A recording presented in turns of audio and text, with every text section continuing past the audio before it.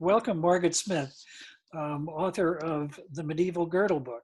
I know there's some disagreement about what exactly a Girdle book is, or what qualifies or disqualifies a Girdle book from that terminology. Can you explain that to me a little bit?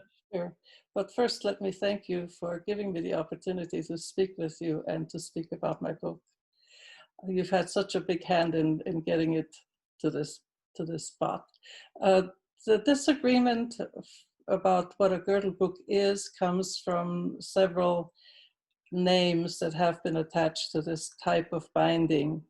And it came about, I think, from the German designations, which were both Buchbeutel and Beutelbuch. And neither one is very correct. And I have come up with my own definition, and this is slightly different from the Legatus group in London. I've come up with my own definition, and I won't want to read it word by word, but I define a girdle book as a book that has a binding that is longer and larger than the normal binding is, either by an elongation at the bottom of the book or at the top of the book, at the top edge or at the bottom edge. And it is definitely made to be carried either on a belt by means of a hook or a loop or a ring that you can run your belt through. And even if it is not carried on the belt, it would have a longer, it would have the elongation at the bottom that can be carried by hand. Many times in the arts of the period, you see saints and personalities or personages carry the girdle book by sort of a long, it looks like a handle, but it's just the extension from the bottom of the book. Yes, and That's what I consider a girdle book. It's definitely made to be carried and either on the belt or by hand. right. And I noticed in one or two pictures that it appeared that the carrying part was almost like a dust jacket or a slipcase that the book fit into, so that it was a separate element from the book itself. Is that true? The girdle book, there are two kinds. There's a girdle book that has one cover and there has the elongation attached to the regular book cover. And then there's the other kind that's a two-cover girdle book. And that has a separate cover that covers the original binding or Right. the regular binding. So when there is a girdle book with a second cover, then the elongation and the part that makes it a girdle book is part of the second cover. Right. And the second cover can be attached either by just looping the ends in over the other binding, or there can be pockets attached that the cover actually slips into. And my two pictures, the two photographs of my girdle books that I made, one is a one cover and one is a two cover, show that very distinctly. Right. Okay. Um, you have an extensive career as a librarian and a conservator and a bookbinder and a teacher. How did you become entranced with Girdle books? My interest in books goes back to when I was about 4 years old, 3 or 4 years old. Because during the war, the Second World War in Germany, my father was, of course, at the front. My mother and my sister lived with my great uncle, who was a prolific author and had a very large library. And so I grew up in that environment. And I've always loved books, always liked books. And I graduated, or I gravitated toward old books. I'm especially fascinated with old books. And I was able to learn bookbinding in Dallas, Texas. And the more I learned about books to be repaired and books to be preserved, the more interested I became in that. So when I had a little bit of knowledge of bookbinding, I took classes wherever I could with bookbinders who came through the area, and also with the classes that were run by museums and so forth. And I think it was in 1999 or 2000, I saw an ad for a class of learning how to do medieval bookbindings in Montefiascone in Italy. I signed up for it, and that was my first run-in with the Girdle book, second run-in. And I decided to learn more about that type of binding. And I said to one of the instructors, why don't we, where can I learn more about these books? He said, well, there's some material, but it's all published in German. I said, oh, good, that's fine with me. And he couldn't give me really a list of anything. And I said, where are the Girdle books pictured? Where can I find a list of these, or where's there something definitive? There wasn't anything. So a very innocent remark by both of us was, oh, let's get together and come up with the photographs of the existing Girdle books, and then we'll just write up a little blurb about each one and at least publish something. And that was the beginning of it. Oh, and this teacher was a collaborator with me for about 3 years. And then he had to drop out because of his responsibilities. He's a chief conservator in Cambridge University in England. And so he had to drop out. And he was going to actually do all of the investigation into the bindings, because he's a binding specialist. And I was going to do the background, the historical part of it. And when he dropped out, of course, then I had to do both parts, and that's why it took so long to come up with this book. Well, yes, you visited the repositories of every one of these surviving bindings. You examined, got permission to examine them carefully, yes, and photograph them in detail. Yes. And all of that appears in the book, detailed, yes, descriptions and multiple photographs. Yes. And it's just fascinating. The majority of repositories gave me all the help they could. They let me examine the books. I usually had about 2 to 3 days with each book. And I was very grateful that I could take photographs. Some had restrictions on taking photographs. And of course, then I had to purchase the photographs from right, the library or university and so on. In 20 cities in, I believe, 9 countries, and there are 3 only in the United States, so the rest were all in Europe. Now, these books existed in the 14th to the 16th century. Yes. Who actually made the Girdle books?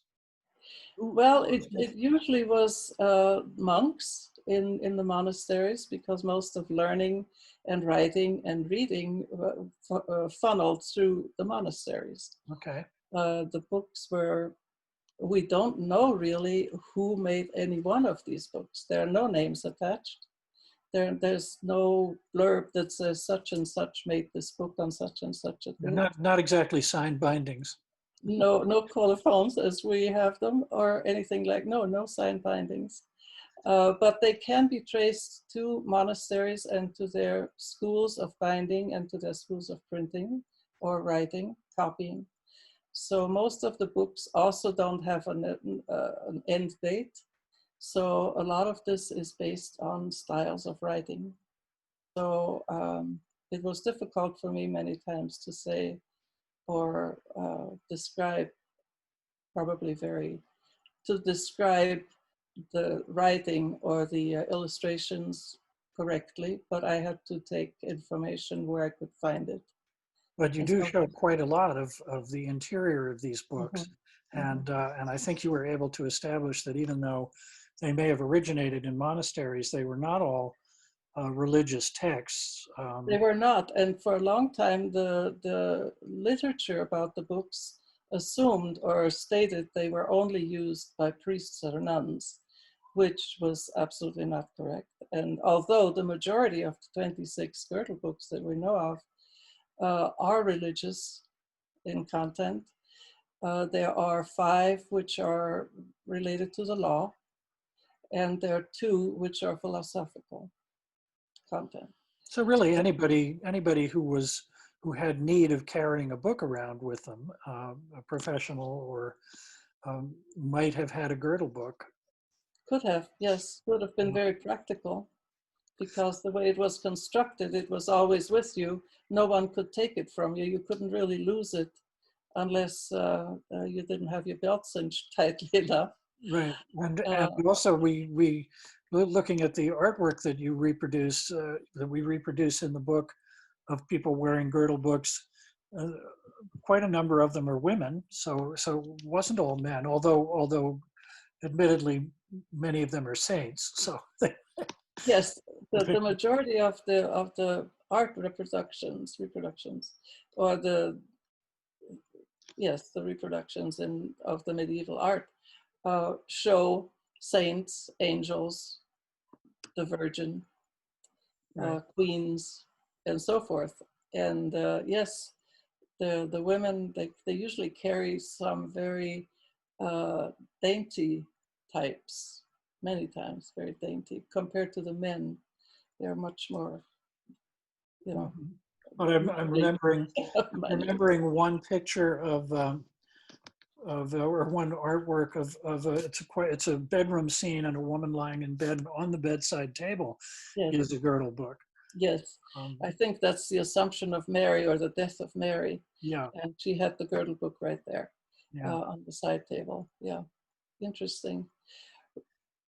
I Um, don't remember having any reproduction or come across a Girdle book carried by a lawyer, although there are several, like I said, there are 5 that deal with the law. But there's a photograph, I think the first photograph in the book shows a lawyer's office where there is something in the background that looks like a Girdle book hanging from a shelf. yes, and And then one, a lot of images of traveling people yes, on horseback or something like that. yes. Uh, Even one who was a felon, he's a murderer. yes, Yeah, now very interesting. that's unusual. Yeah. Um, And and, of course, and then the Chaucer's Canterbury Pilgrims is oh yeah, one who yeah. carries one. Yeah. And then the sculpture, the statue, the mourner, where Yes, the statue and it has a separate element that is a Girdle book that he's yes. holding. It's a different stone. It's cut from a different stone. And Yeah. I think there are several more of those mourners. I believe there are 36 mourners on that tomb. And I think there's several more who have girdle books, who carry girdle books. How about the books that are questionable, the books that may have been Girdle books? I found that quite interesting. And what put them into that questionable status? First of all, they are listed by the bookbinder at the university. These were all at the University of Erfurt. Well, several of them. I think of the 8, there are 6 at the University of Erfurt, which used to be East Germany, of course, and is now in the West. Um, they are listed in their catalogs by the bookbinder who used to work for the library, for the university, as Girdle books. However, there's no definite proof anymore because so much of the bindings have been, so many parts of the bindings have been repaired, replaced with new leather, with new cloth, and they're just, the books are just cut off at the bottom, or the binding is not made to fit the book properly. It looks like something was either cut off or just was worn off and broke off. So there's really no proof that they actually were Girdle books. So, and the ones in Erfurt, very interesting because there are a lot of there are several medical books that had been copied from the Arabs and from the Greeks. So those were quite old, 14th century, early 14th century. And I would have loved to have seen them as Girdle books. However, they were also very, very large. So No, that's so, another yeah, reason why I can't definitely say it was a Girdle book. might have been Although, awkward too awkward to carry around with you. Yes. So There, therefore, there are there are two that I described that were too large to actually be carried on the belt. And I make that very clear that they would have been carried on the pommel of a saddle, possibly, because they were law books dealing with legal matters. yeah. One thing that's very interesting is in looking at the photographs is how different they are. The variety of the bindings and the decoration and the clasps and the corner Yes, elements and yes. um, so some of them are very plain and some of them are very elaborate and quite beautiful. They weren't strictly functional. They were Yeah, also decorative. the majority is very plain. Yeah, And they had to put the corners on to, protect them, obviously. So they show up in a lot of them, corners and then those bosses in the middle of the binding that would keep the binding from being scratched on the surface and so forth. The majority was very plain. There are several that have quite beautiful binding. The furniture is called the furniture, any of the metal parts on there.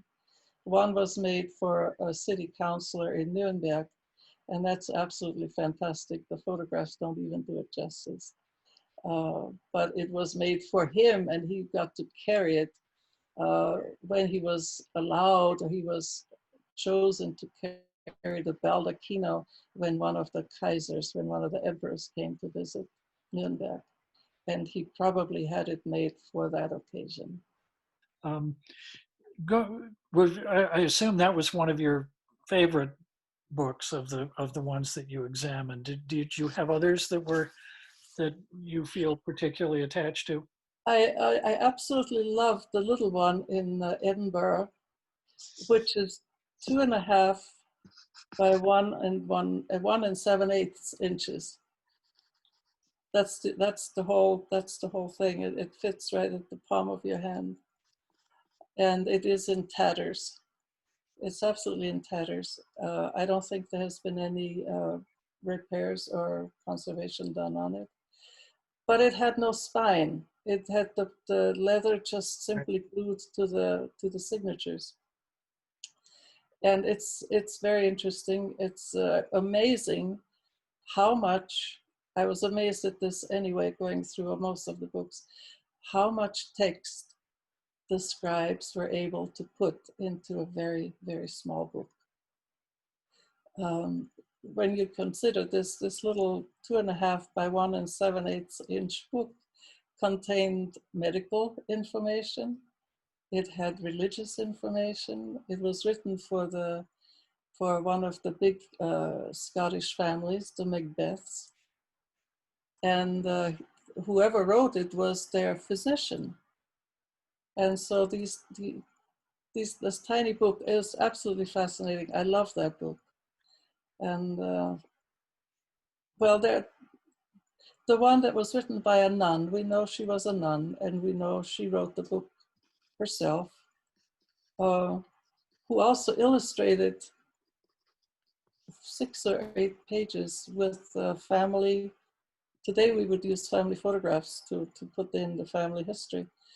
But she illustrated the pages with her families and her grandparents' coats of arms, because they were the nuns. Most of the nuns were um, from high-born families and nobility. So she had these beautiful coat of arms, and then she elaborated with flowers and tendrils and leaves and so on. It's absolutely charming. And in the back, she even writes in Greek and Hebrew. She has some notes in the back. It's very interesting. Well, I'm so glad that you paid a lot of attention to what's inside these books too, and it wasn't just the bindings themselves that fascinated you, but also I had to go through every page. I always went through every page of every book and made notes as I went through as to what kind of damage there was, because I really wrote the book to give a snapshot of these 26 books as they are now in the 21st century. for people who come, you know, maybe 200-300 years from now, who look at these books and say, well, wait a minute, what do they look, this is what they look like now. How much have they deteriorated? What has been done? Is there any evidence of more damage? Lice, book lice, people were tearing pages out or something. So I thought that would be useful for historians or politicologists in the future to look at these books, what they looked like at a certain point in time. So I had to go through every page and yeah, take measurements and make comments on the decorations and the illustrations and so forth.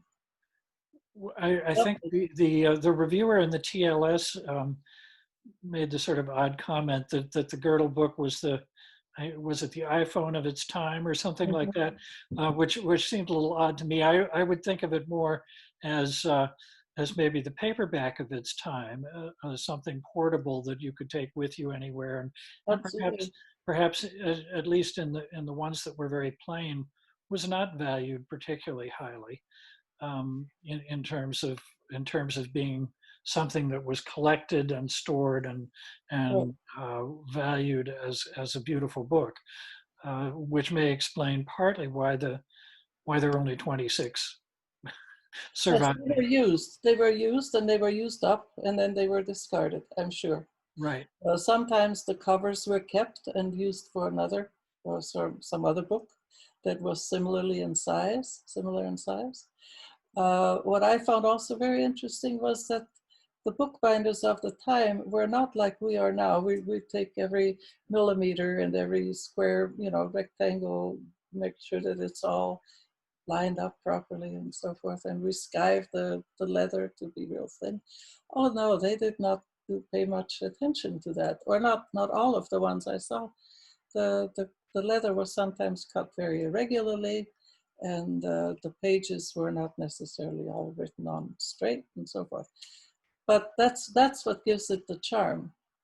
Yes. It's not cold. These books are not cold when you look at them.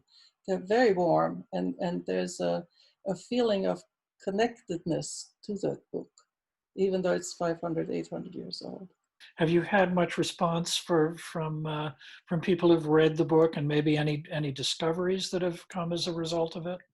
No, I haven't had any discoveries, but I am absolutely delighted when I hear from bookbinders who have taken the book and are following some of the procedures that I've outlined on some of the processes that were used, and have found a lot of inspiration in looking at the pictures, at the illustrations, and are using, there are several, I think there were 2 ladies who wrote to me, they're teaching bookbinding, and they have given their class the task of picking one of the bindings and reproducing it, making a facsimile of it. So that delights me more than anything, and that makes it worthwhile because I know the book is being put to use. And I think did I send you a picture of the miniature Girdle book that yes, that was made by Pat Sweet in California? yes, up in Riverside. Yes, right. And although Riverside is no more than 90 miles from us, I've still not gone up there. And she and I have been in correspondence, but I would like to go and see her. I'd love to see it. My hands are, I can do very fine things, but I cannot do very small things, I don't think. So I admire her for being able to do that. Well, I love the bookbinding and I like what I do. I'm in the studio in my workroom most of the time now since I'm not working anymore. Good. So I do a lot of binding. Well, you'll have to send us some pictures of some of your work because I'm not Yeah, sure. I'd love to. I'm so grateful that you took on this project. And when I first started thinking about it, I knew about Knoll Books, and I thought, I think they might be interested. And I wrote to John von Hölle. And he was very kind, and he even sent me a note to give to the libraries where I was going to ask for permission to look at the books. He gave me a short note saying that, you know, this is probably a good project, and give me some help in what I'm doing.